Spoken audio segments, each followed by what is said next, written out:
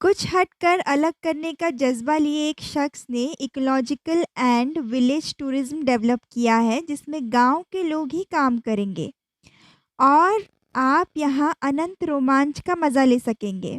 Ramnagar Jim Corbett park के लिए प्रसिद्ध है।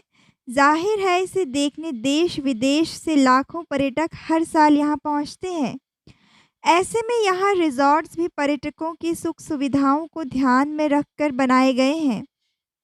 लेकिन रिजॉर्ट्स के अलावा यहाँ पर्यटकों की गतिविधियाँ कॉर्बेट पार्क और उससे लगे हुए जंगलों तक सिमट कर रह गई हैं, जिसके चलते यहाँ अन्य पर्यटन क्षेत्र और गतिविधियाँ भी नहीं बराबर हैं। ऐसे में महानगरों में होटल इंडस्ट्री में कई साल गुजार कर कोरोना काल में घर लौटे एक शख्स ने यहाँ कुछ नया करने की ठानी है। यदि आपको हमारे व्लॉग अच्छे लगते हैं तो प्लीज़ हमारे चैनल को सब्सक्राइब करें, अपने दोस्तों के बीच शेयर करें और कमेंट करके हमें बताएं कि आपको हमारे व्लॉग्स कैसे लगते हैं। पीयूष लटवाल रामनगर से करीब 6.5 किलोमीटर दूर छोई में एक थीमेटिक पार्क डेवलप कर रहे हैं। यह यहाँ आने वाले पर्यटकों के लिए निश्चित ही एक नया अनुभव होगा।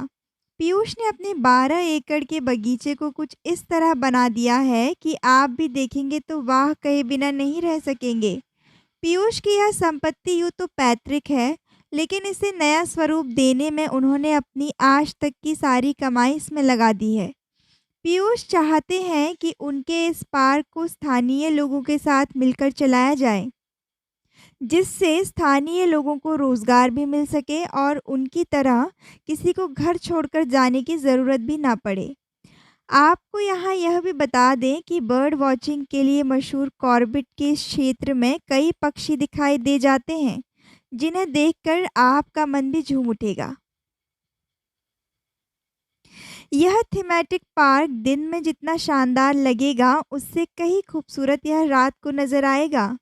इस पार्क का मकसद ही फैमिली के साथ आने वाले या अन्य पर्यटकों को रात के समय कॉर्बेट का रोमांच महसूस कराना है।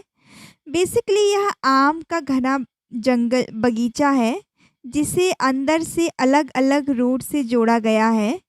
यहाँ आप पेड़ से तोड़कर आम खाने का मज़ा तो ले ही सकेंगे। साथ ही उनकी योजना है कि इस पार्क में खाने के कुछ स्टॉल भी लगाए जाएं। कॉर्बेट के पास के एक फॉरेस्ट डिवीजन के जंगल से लगा हुआ यह बगीचा रात को लाइट से जगमगा जाता है। यहाँ आप रात को घूमने का मज़ा ले सकते हैं, लेकिन इस घने बगीचे में आपको वन्य जीवों का डर भी रहेगा। और यही वह रोमांच है जो पर्यटकों को यहाँ खींच के लाएगा। यदि आप साहसी हैं तो रात को इस बगीचे का रोमांच लेने यहाँ ज़रूर आएंगे। हालांकि इसकी फेंसिंग कर इसे वन्यजीवों से कुछ दूर रखने की कोशिश की गई है। कॉर्बेट के इस रोमांच में यदि आप इस पार्क को घूमने के लिए पहुँचते हैं तो निश्चित ही आपको यह एक नया अनुभव महसूस होगा।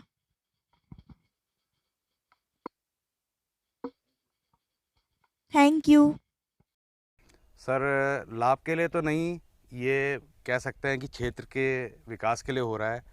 मैंने 20-21 साल होटल लाइन में दे रखे हैं। मैंने देखा कि रामनगर और इससे जुड़े एरियो में 60-70% जनसंख्या डायरेक्टली इनडायरेक्टली टूरिज़्म के काम से जुड़ी हुई है। उसके बाद कोविड आया, हम लोग प्रवासी घर आए अपने, देखा। उसके बाद इच्छा नहीं करी कि बाहर जाएं, सोचा कि अपनी लैंड है, क्यों ना इसको डेवलप करा जाए और टूरिस्ट के लिए एक हॉट स्पॉट बना जाए जिसमें हम काम करेंगे और टीम की तरह काम करेंगे और लोकल बंदे गांव के, अपने पास आसपास के गांव के, इधर उधर के लोकल बंदे भी काम करेंगे। तो हम एक जुड़ के टीम बनेगी जिससे क्षेत्र का विकास होगा और एक इकोलॉजिकल एंड विलेज टूरिज़्म जिसको बोलते हैं कि कमरे देखने तो आदमी गोवा भी जाता है, बॉम्बे भी जाता है। जब कॉर्बेट के अंदर आया है तो उसको कुछ और देखना है, उसको नेचुरल देखना है, ऑथेंटिसिटी देखनी है। कॉर्बेट क्या रियल कॉर्बेट है, क्या जंगल है, यहाँ के लोग कैसे रहते हैं।